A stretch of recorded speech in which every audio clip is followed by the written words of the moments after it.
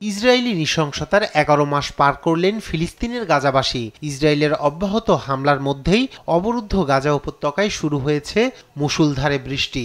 এর ফলে ঘরবাড়ি ছেড়ে অচেনা ও খোলা জায়গায় আশ্রয় নেওয়া সাধারণ মানুষের দুর্ভোগ আরও বেড়েছে।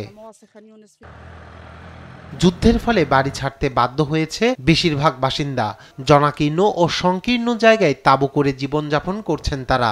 তবে হঠাৎ বৃষ্টি সেই জীবনকেও আরও দুর্বিষহ করে তুলেছে। বৃষ্টির কারণে যুদ্ধবিধ্বস্ত অঞ্চলে অনেকগুলো তাঁবু পানিতে ডুবে গেছে। ভালো আশ্রয় না পেয়ে অনেকে ঘুমাতে বাধ্য হচ্ছেন প্লাস্টিকের চাদর সহ জরাজীর্ণ তাঁবুর নিচে। আমরা দীর্ঘদিন খোলা আকাশের নিচে কাটিয়েছি। এখন তাঁবু পেলেও তা এতটাই জরাজীর্ণ যে সামান্য বৃষ্টির পানিতেও সব ভিজে যায়। বৃষ্টির সঙ্গে তীব্র বাতাসে তাঁবুর ভঙ্গুর কাঠামো কেঁপে ওঠে। আমরা প্লাস্টিকের চাদর দিয়ে সেই কাঠামো শক্তের প্রচেষ্টা চালিয়ে যাচ্ছি। এভাবে আর কতদিন?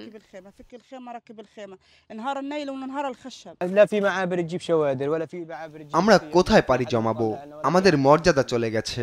নারীরা কোথায় স্বস্তি পাবেন? কোনো বাথরুম নেই। আমরা মৃত্যুর প্রহর গুনছি। আমরা আর খেতে ও পান করতে চাই না। আমাদের মৃত্যু হোক।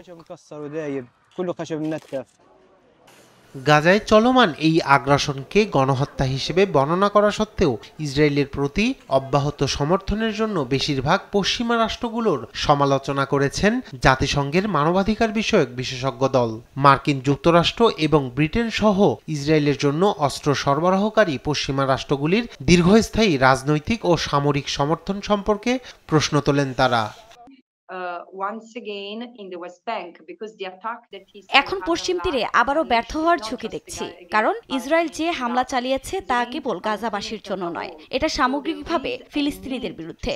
পশ্চিমা রাষ্ট্রগুলো এই গণহত্যাকে দেখেও না দেখার ভান করছে। তারা ইসরায়েলের পদক্ষেপকে সমর্থন করছে। এটা নৈতিকভাবে, আইনগতভাবে এবং রাজনৈতিকভাবে বড় ভুল।